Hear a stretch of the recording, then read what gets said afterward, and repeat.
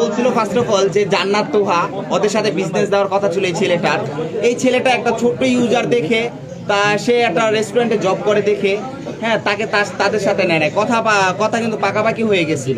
তখন তাকে এরকম ভাবে ইনসাল্ট করছে যে তোমার ফেস ভ্যালু নাই, তোমাকে আমাদের বিজনেসে নিব না। বিজনেস কিন্তু কালকেই চুক্তিপত্র হয়ে যাবে তার সাথে। কিন্তু জান্নাত তোহা এই কাজটা মোটেও ভালো করে নাই, যার কারণে আমার খুব কষ্ট লাগছে। আমি বিষয়টা লায়লার সাথেও শেয়ার করছি। তারপর আমি বললাম যে একটা কাজ করো, সাব্বিরের সাথে মিউচুয়াল হও, সাব্বির আর তুমি দেখো একটা চিন্তা ভাবনা করো যে কিছু করা যায় কিনা।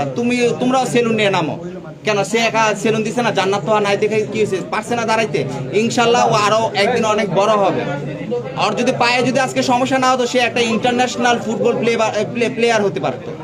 ওই যে ওরা কিন্তু আমার 19-এর ফ্রেন্ড, ওরা ওই যে নাইজেরিয়ান 19-এর ফ্রেন্ড। আমরা 19-এ একলগে খেলছি। আমি লাস্ট বসুন্ধরা আন্ডার 17-এ 18-এ ছিলাম, কিন্তু আমি ইঞ্জিনিয়ারিং খেলা হয় নাই। তো আমি মিডিয়াতে কিছু করতে চাইতেছি। আর আপু আমারও যথেষ্ট মানে সাপোর্ট দেয়। এমনকি আমি টানা 2 মাস এই যে ইমরান ভাইয়ের বাসায় আছি। ইমরান ভাই কিন্তু আমার 1 টাকা পর্যন্ত ভাড়া না, খাওয়া দাওয়া যা আছে ইমরান ভাই আমার যথেষ্ট মানে সাপোর্ট দিতেছে। ওকে, আপনি একটু আপনার কাছে জানতে চাই যে কখনো কাউকে আসলে ছোট মনে করতে নেই, কারণ একজন ছোট মানুষ থেকে তো একজন বড় হতে পারে, মানে সেই ব্যাপারটি কি আপনার কাছে? আমার কাছে কিন্তু ছোট ইউজার বড় ইউজার ফেমাস আপনারা তো দেখেছেন সবসময়। আমার কাছে সবাই সমান, আমার কাছে মানুষ হিসেবে সবাই সমান, সবাই মানুষ, এটাই বড় কথা। এর চেয়ে বড় আর কিছুই হতে পারে না। কার টাকা পয়সা আছে, কার টাকা পয়সা নাই, এটা দেখে আমি মানুষের সাথে মিশি না। এবং যখন যে আমার কাছে যেই ধরনের সাপোর্টই চাক না কেন, মানসিক সাপোর্ট হইতে পারে, একটা ভরসার জায়গা হইতে পারে, আমি চেষ্টা করি সেই সাপোর্টটা দেওয়ার। নিলয় কিন্তু একটা ন্যাশনাল টিমের, বাংলাদেশ ন্যাশনাল টিমের ফুটবল প্লেয়ার ছিল।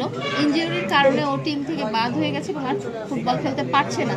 এটা তার জন্য মানসিকভাবে কত বড় একটা হতাশার কারণ, এবং সেই হতাশা কাটিয়ে কিন্তু সে ইউটিউবিং শুরু করে এবং আজকে একটা বিজনেস দিয়েছে সাব্বিরের সাথে।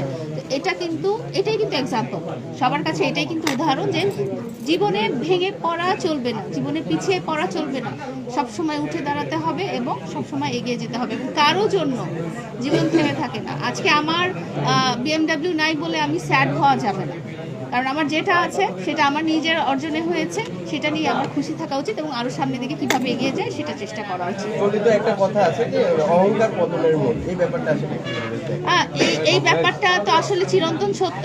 যদি সত্যি না হতো এটা কিন্তু ওই বচনে পরিণত হতো না। তো অহংকার করা আসলে কখনোই ঠিক না, এটাই আমি বলছি। জি,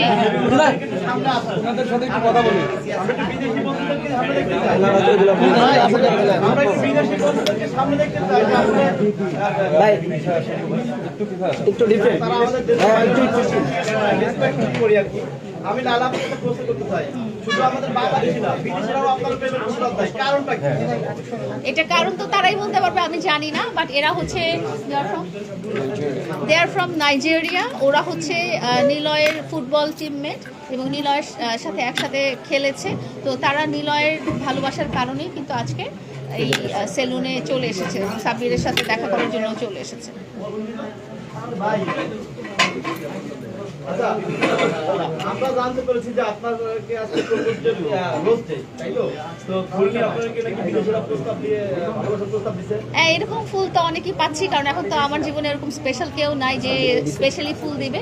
তো সবাইকে ওয়েলকাম, সবাই ফুল নিয়ে আমার কাছে আসতে পারে। বাংলাদেশিরা তো পাগল, ছোট বড় সবাই। এখন যদি বাংলাদেশ পাবে, বিদেশিরাও আপনার প্রেমে পড়বে। বিদেশিরাও, সেদিন যেমন কালকে ফিলিপিনো ছেলেটা ছিল, বিদেশি ছেলেরাও দেখছি যে ফুল নিয়ে আসতেছে। আমরা আমাদের বিদেশি